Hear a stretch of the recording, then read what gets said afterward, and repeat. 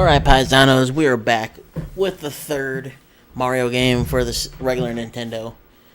And this is one of them I like the most. Out of the three, this is the one I like the most. Now, already you can see things are a little bit different. This is where, in my mind, the game takes more of the standard approach on Mario games is world map. Or not world map, but just how you know where you are in the game. The first two had 3 levels and a boss. This one you have an area you have to go through before you fight the boss. And even, as you see, I can't go down. And I can't go left. So, from this point here, it shows you how you travel around the world. First off by having start, and then having these connectors. And knowing that's how you move. But it also has on these blocks here 1, 2, 3, 4, castle, 5, 6, castle. And a guy roaming around, and mushroom houses. Well, you can take it, if you played the first 2 Mario games, mushrooms are good. You've gotten mushrooms to make you big. So you can assume that going to the mushrooms is beneficial. Now the card, you don't know. You'll have to find out what that is by trial and error. And what we're going to do is we're going to look at the first level here. I'm going to play through it. And again, this starts out pretty similar. And as you see, we have a new mechanic. And that's that P function.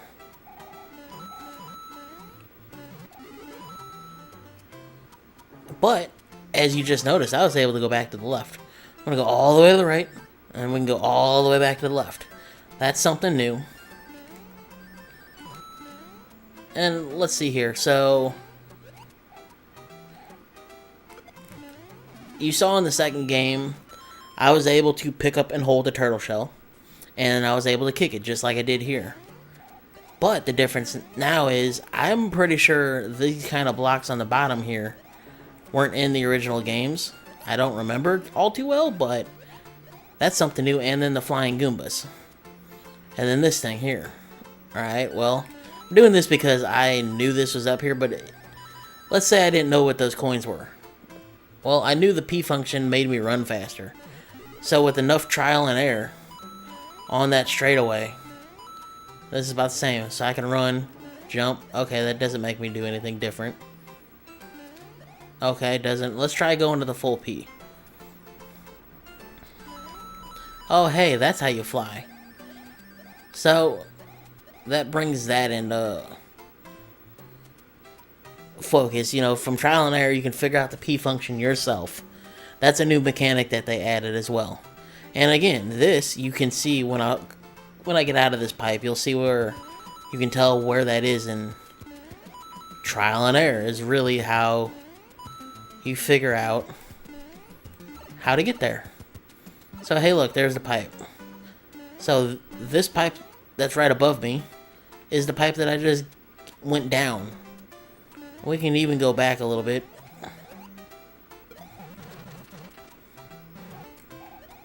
Activate this.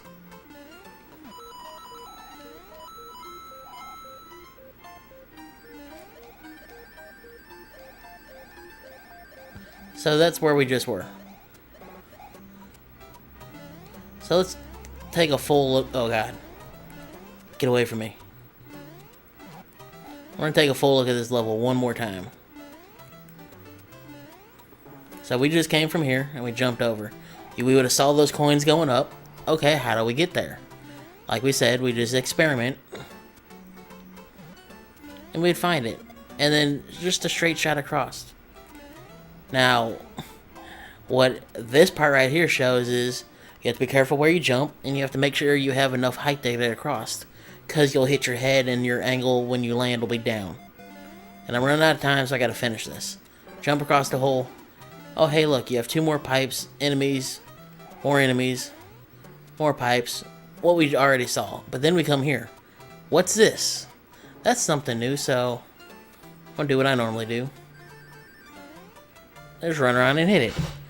So now we notice down at the bottom we have a 3 squared area. And it looks like the symbol we get stays there. We don't know what that is until we finish the next couple areas. But I'm not going to dive that far because I want to keep this short. You can see an improvement with the game design with each of these 3 games and how they've changed.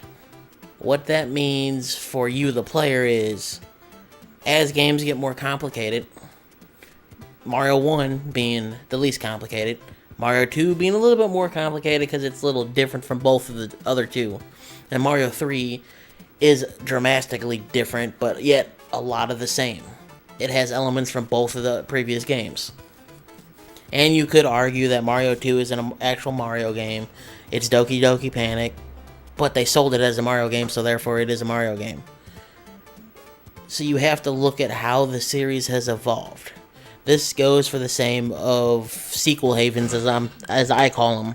That's not what they actually are, but how each of the newer games has a lot of sequels and how they change and evolve. You can even look at Mario in an even bigger stance and look at all of his story throughout the years, all of his different games, and you can see how he evolves and changes and has a different style and feel for every different game.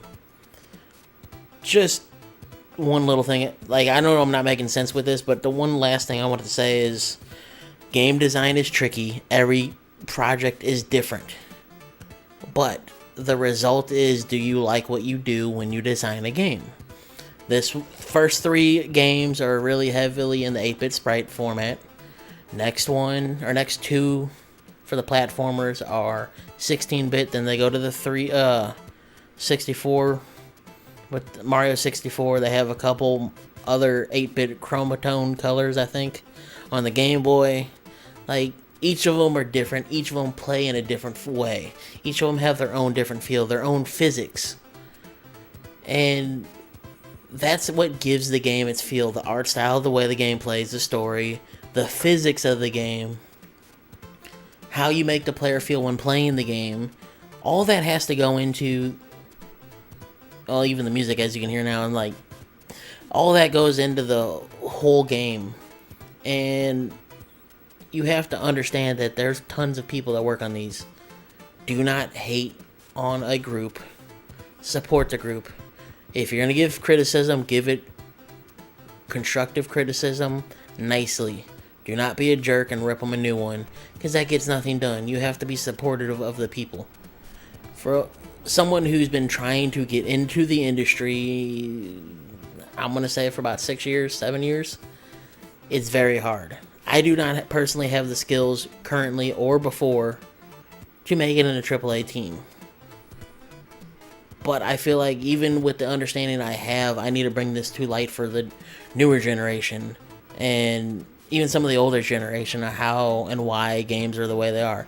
It's because the people who make them are really in control of how the game is made. Yeah, you can argue with the newer games. The publishers have say and whatnot. That's true in some parts, even most parts. But the base idea for the game and the way that they go about it is still the developer and the teams. Those people on the teams are actual people, so you cannot hate on them. You have to understand why they did things. And most of the time, it's a business decision or a decision that they thought would work or wouldn't work. That's all. So don't forget to be nice to the developers of your favorite games. And if you're going to tell them, hey, this is what makes me a little salty, then have a conversation with them. Have an adult conversation with them. Don't just be mean to people. Video games, to me, bring people together. Just throw around joy because you're enjoying what you're doing with your friends. Or even people you don't know. And I've made long-term relationships of very good friends off of video games. And it's very important to me that it stays peaceful and doesn't get real hateful. So with that being said, don't forget to like, share, and comment. Check out the social media and my Patreon page. All of it's in the description. Let me know if this made sense to you at all in the comments. Or if it didn't. If I'm babbling too much, I'll actually sit down and write a script and try to do a one-shot video on it. I laugh at that because the fact that I don't have an editor at all. But that's a different story. Have a wonderful day, everybody. I hope you enjoyed my confusing talk about game design.